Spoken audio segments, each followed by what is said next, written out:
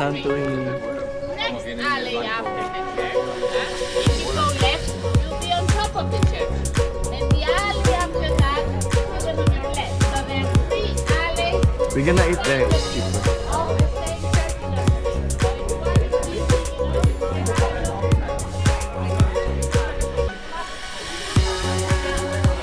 Say hi to my vlog. They tell you that you have to wait on a line. Of course, you can tell them that We're staying here.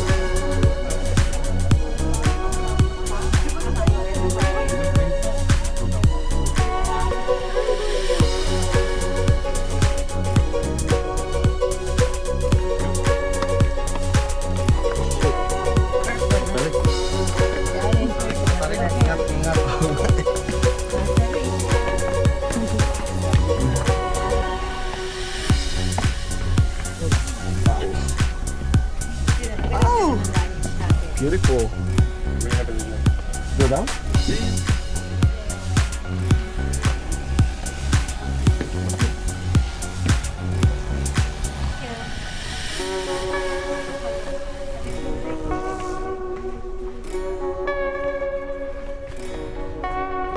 This is our Airbnb.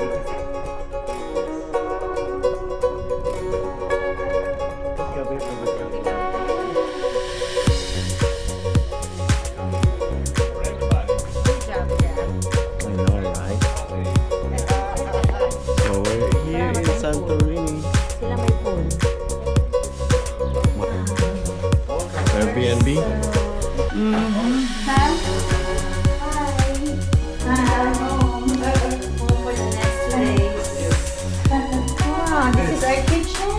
Yes, I also put the chocolate and stuff instead of the milk. You're welcome. So, first time in Greece? No.